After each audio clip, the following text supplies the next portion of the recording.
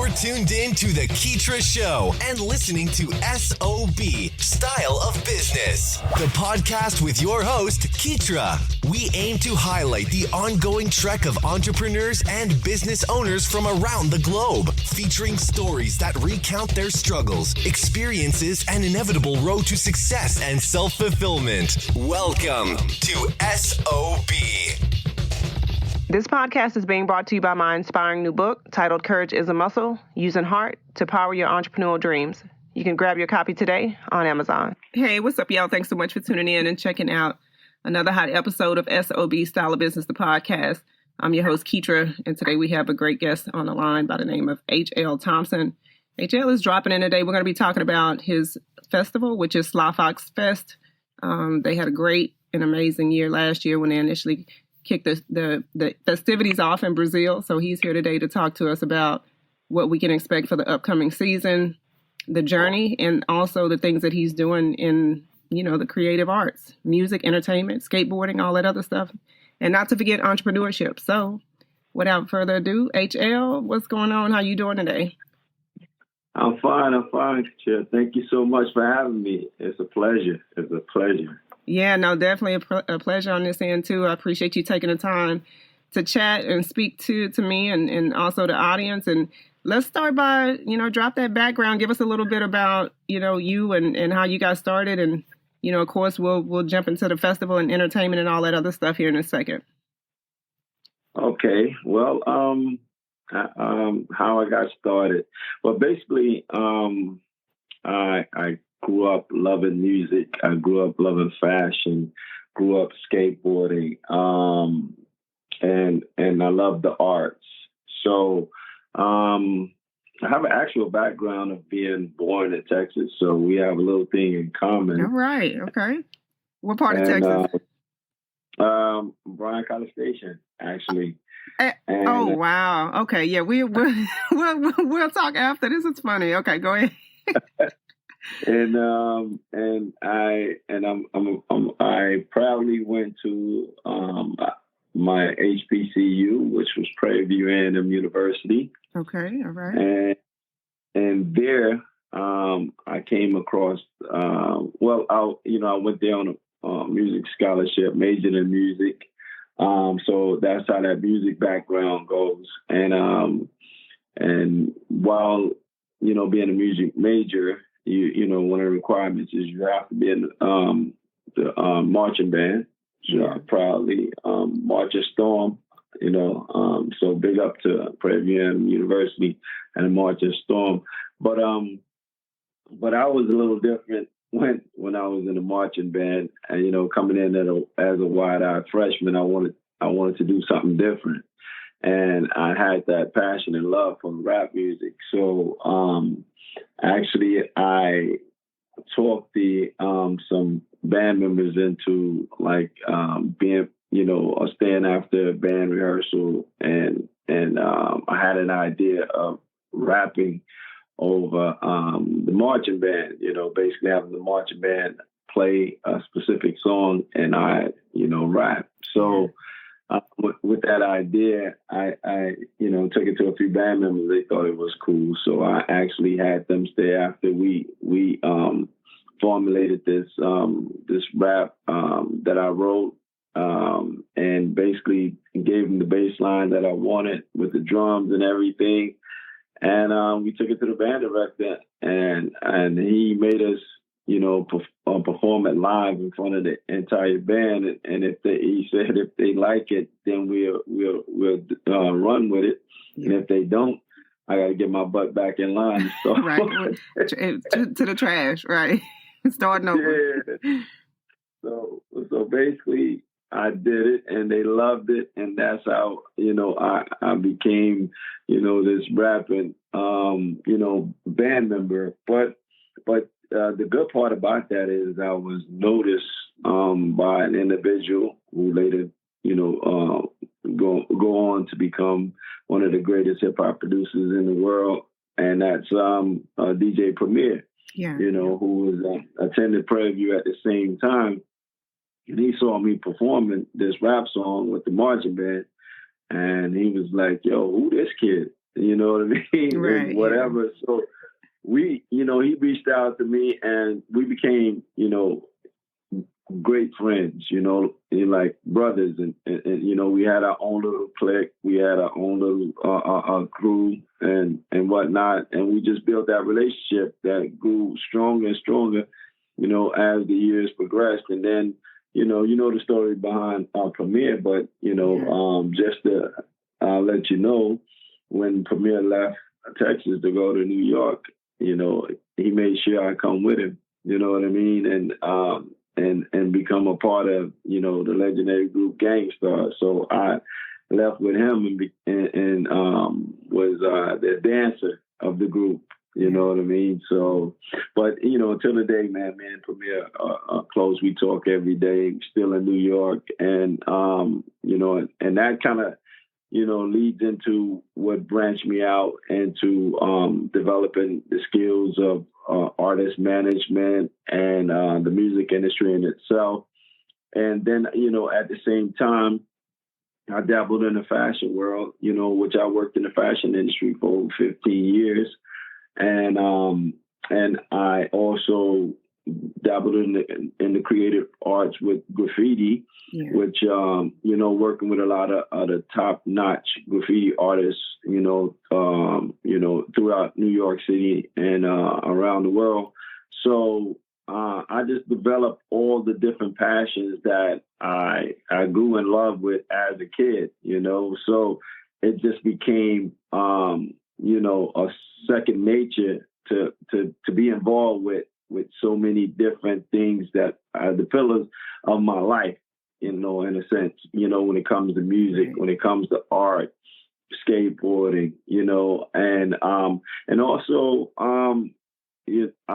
I love, being able to help people out, in the music industry or new artists, giving them, ideas or just giving them, the brunt truth about the music industry. Yeah. And the same thing, in the art world and in the fashion world, I meet inspired, designers all the time in the fashion industry and or models or whatnot. And I'm always there to I love being able to, give them advice from, my experience and to kind of guide them to let them know, what the actualities are when it comes to dealing with this fashion world and design and whatnot. And basically also there to kind of give them a push to tell them look, man, if this is your passion, this is what you love, you have to love it and you have to give it your all in order to succeed. But don't get discouraged if your work isn't, discovered right off the bat. Same thing with in the music industry. So many artists get discouraged and whatnot, and they have no idea that, as far as back in the days, I hate to use that word back in the days. Yeah. No way. You make it just makes you see like it's ancient, right? Right. Yeah. No, but it's coming from a good place though, because that mentorship is important. I think that's what saves a lot of artists from making mistakes. Even we're talking about models and people that are involved in the creative space in general. You can learn from people who have been before you. So yeah, go ahead and continue with that thought because it's definitely I believe people need to hear that. Yeah, because I just always love to inspire people in so many different ways and encourage them, because, just coming up, you think about it, Katrina, is the fact that, a black man coming up and not the easiest of times or the easiest of living. You know what I say? Yeah, per se. Yeah, because I come from a single parent home. My mother, I was the youngest of 7 kids. So my mom's had to struggle, and I seen that as a kid.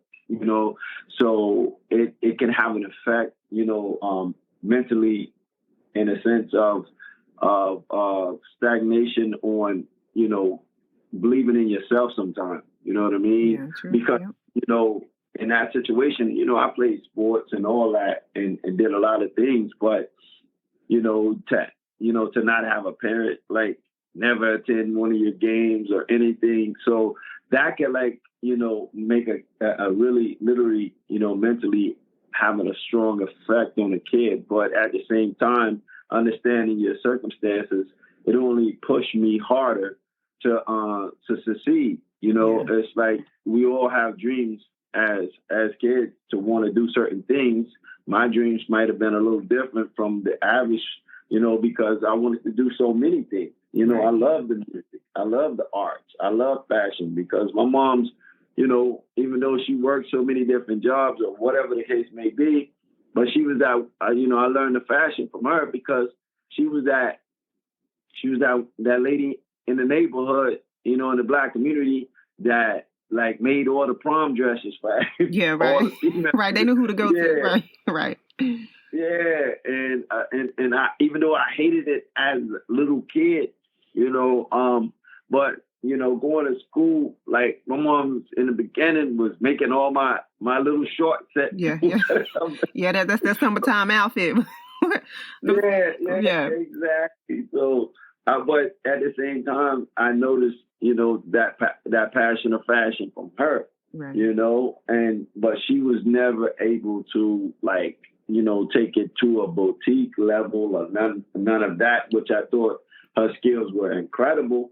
But, you know, coming from, you know, less fortunate families, it ain't easy. You know what I mean? So, like I say, I just bottled up all that passion, and eventually I just wanted to, like, one day be able to show all of the different passions that I have and love, and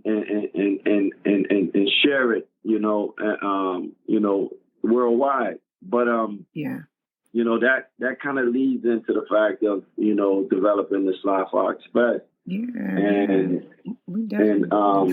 a lot of people might ask me why Brazil. Yeah, that was my question. I was just about to hop in and say, okay, you know, of course you could have chose any place, you know, to launch something like this, because I believe especially when anytime you put in music, like the visual arts and, you know, music into it, and then you add the skateboarding, and I know you have like the graffiti exhibits and things like that. You know, there's a lot of different places that you could have hosted. You know, you could have chosen to host the event.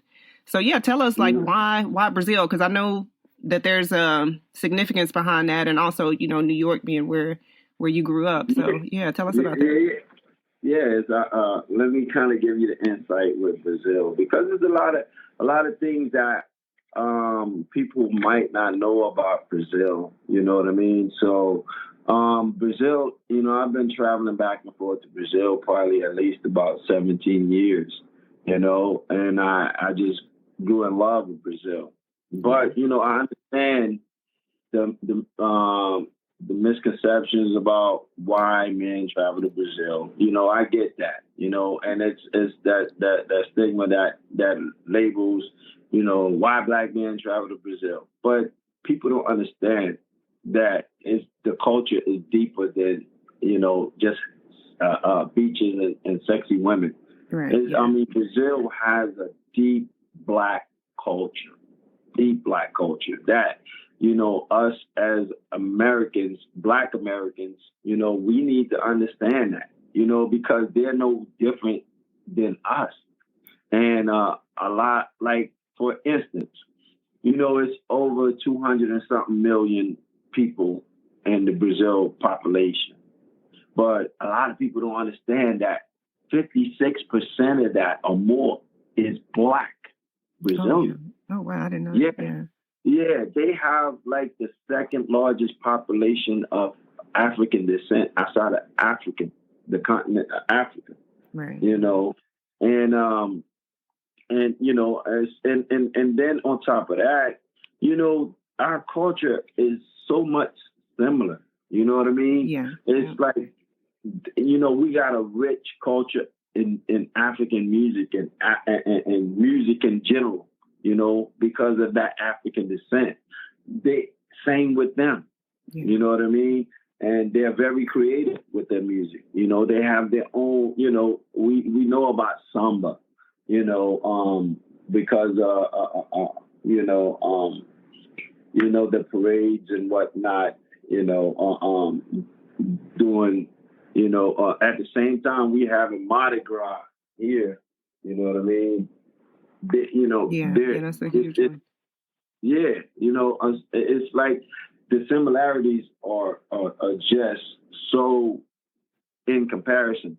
It's just the same. It's just different language that we speak. You know what I mean? Yeah, true. And one thing might be called something different, but we're so much alike.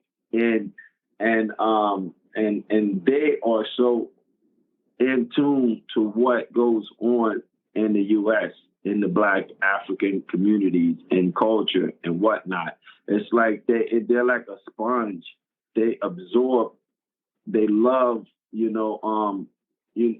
just love everything that we do, from the fashion, from the music, from our swag, everything, and they try to emulate a lot of that, because it's like they embrace us as Black people, and they love us as Black people, and they, and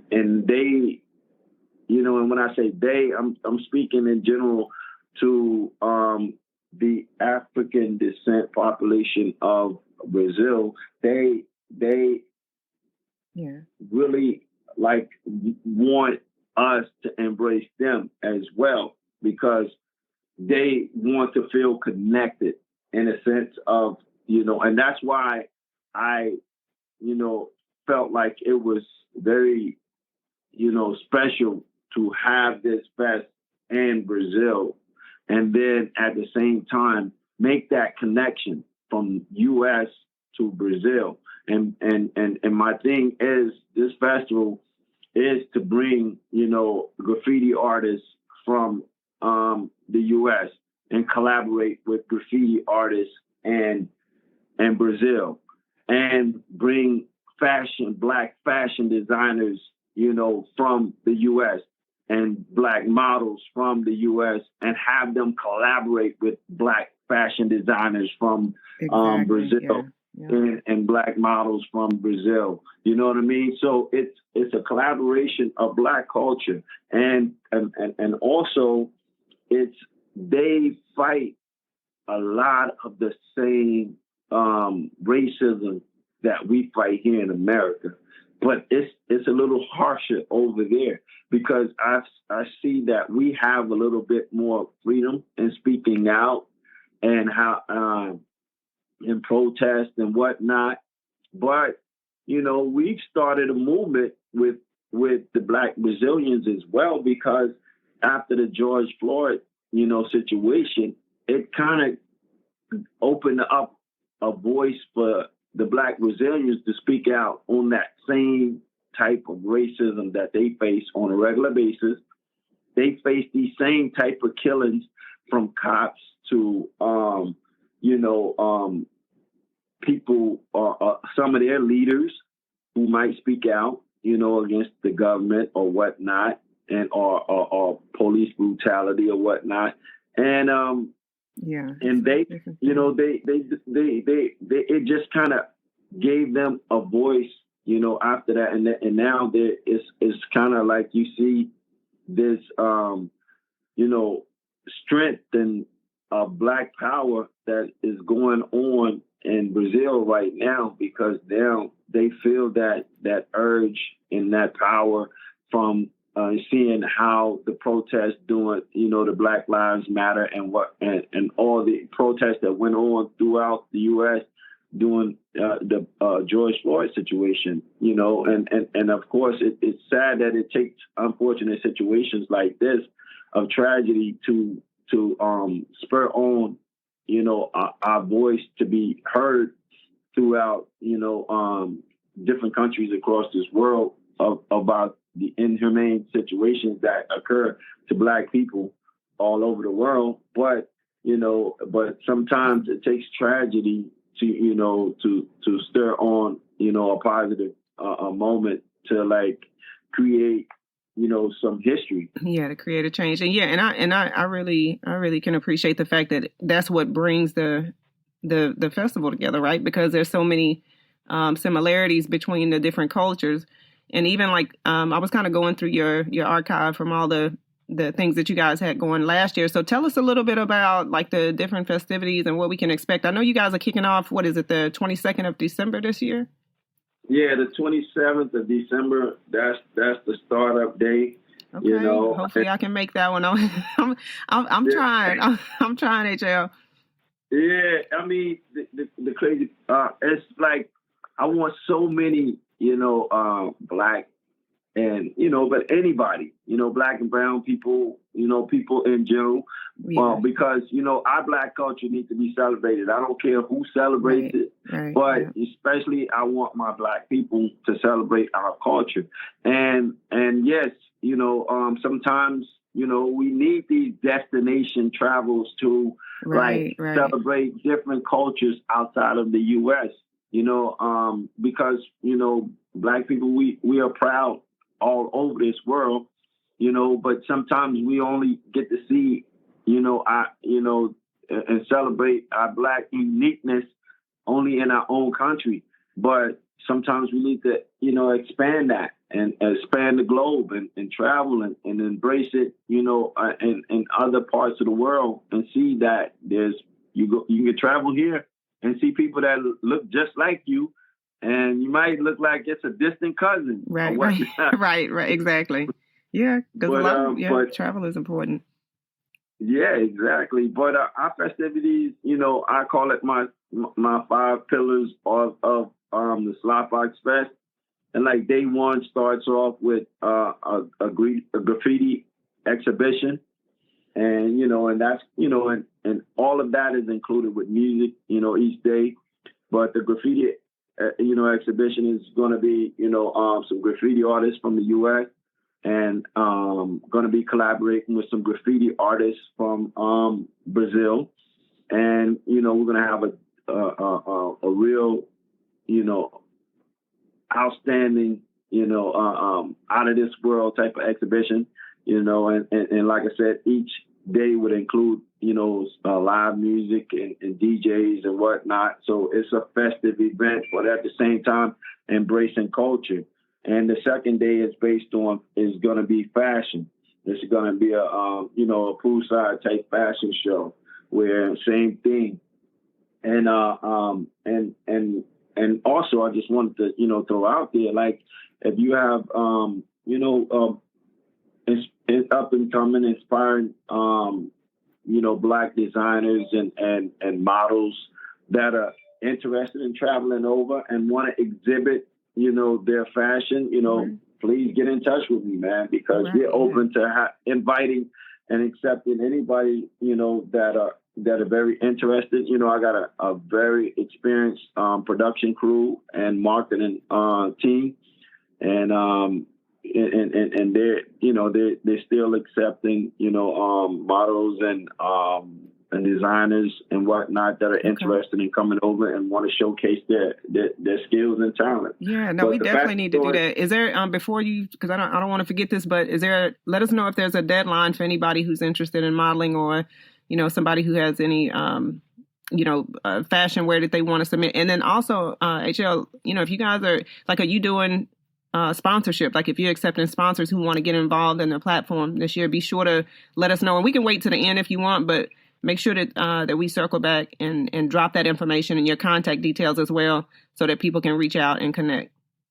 Oh yeah, definitely. And I'm glad that you mentioned that, because when it comes to sponsorship, man, well, you know what? I'm going to finish talking about the 5 days and then I'm going to get into that sponsorship. And I'm so glad you brought that up.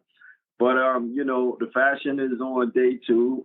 Day 3 is the networking event. And basically the networking event is to, again, try to network with, Black entrepreneurship, plus, technology. And it's about like sharing and experiencing different, ideas and whatnot, and trying to bring businesses together, especially Black businesses to network. You have Black businesses here in the U.S.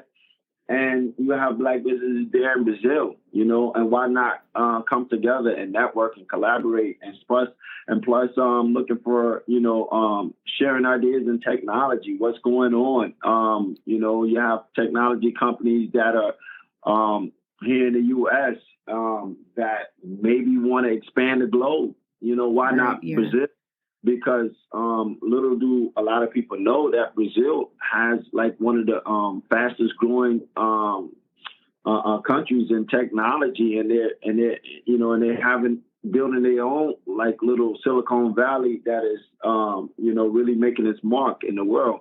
And the same thing with when we talk about like the Bitcoins and all of that, a lot of that, this new technology is growing so fast, and that's simply because Brazil is so big, and people just look at it as a third world country. But man, listen, in the technology world, the opportunity lies there, man, and I'm seeing a lot of also I'm seeing a lot of which is cool. I'm seeing a lot of Black people are relocating there in Brazil as well, because now that you're able to, work abroad, because, everything doesn't have to be in an office now. This is like a way for people to like work abroad, but at the same time build, businesses outside of the U.S. Yeah. And I'm seeing that a lot of entrepreneurship, with young Black, males and females, from all over the world, not just the U.S., from the U.K., from parts of Africa and whatnot, that are relocating in Brazil, and they love it. You know what I mean? Yeah. And I talk to them all the time because, I'm like pretty known there. Yeah. So, that networking is the third day, and then also on the fourth day we have the skate park jam, and that's pretty much the my passion in skateboarding and loving it, from young kid, but at the same time being more in touch with the youth and the young adults. And plus adding a little sport to the festival. And, as we know, skateboarding is very popular, and, and it's a part of the Olympics now and whatnot. So it's another phase and different than other festivals, which I want it to be so much different than your average festival. And bring a lot of different things to, the SlyFox Fest. So, the skateboard is the fourth day. And what better way to end the festival in itself with New Year's Eve celebration, right, my all-white New Year's Eve party. And as, a lot of people might know that Rio de Janeiro is like one of the largest New Year's Eve celebrations in the world. Yeah, I heard. It's huge. I'm talking about over 1 million people come to Rio de Janeiro to celebrate New Year's Eve. I mean, it's beyond words. When you see the celebration go down, it's amazing. I mean, it's like really amazing. But that's the fifth and final day. But to kind of go back and talk about, the sponsorship. It's like sponsorships, we really looking for a lot of different sponsorships, and we're open to all sponsorships, whether small or large. And, and it's been, I'm not going to lie, it's been kind of difficult. Yeah. And because it's hard when you have a new festival that, is in comparison to a lot of the bigger festivals, and when you approach these larger corporations and certain small companies, you kind of get a little hesitation because they don't know of this festival or know about it and this and that, especially if it's international and you're approaching a lot of for sponsorships here in the U.S. You know, they get a little leery as well. But you know, I'm here to tell you that, man, the SlyFox Fest is here to stay, and it's been embraced heavily throughout the Brazil, and especially the Black communities, and it even got a little boost because of an unfortunate situation that happened to me during the festival of last year, and it became I kind of became an internet sensation in Brazil. right. Oh man, right. For all the wrong reasons, right? Over just merely trying to check into my hotel at the Hilton, and was getting harassed racially, by a couple, and in the end, it turned into unfortunate situation where I had to defend myself, and because I was attacked. And because of that, it, and like I said, I had no idea that this became, was all over social media and really, it really spread like a wildfire. And I was getting calls all from everywhere about that situation. But on the other hand, it because of how, it ended up, in the end with, the guy that harassed me getting, unfortunately knocked out, Black Brazilians all over the world. And I say this all over the world because Brazilians live all over the world in other parts outside of Brazil. But the fact that they've had to take so much racism all their lives and been, and couldn't do nothing about it, because it's different for them to fight back or the way I did. They risk getting thrown in jail or beaten by the police, or really, they are really put through the wood, as to say, just for trying to defend themselves. And the fact that I was able, just to defend myself, but at the same time, that person catching the raw end of it, because, being called the N-word and black monkey and all of this. And it kind of took, first of all, I was thrown back because here I am in a foreign country, and here I am, this person who's doing this is foreign himself. And you're calling me these names and harassing me because why? Because I'm a diamond member for Hilton and I'm getting preferential treatment as I deserve to be. And you didn't like it. And then you feel that it's okay to call me these names and harass me and it just cause this ruckus inside this hotel.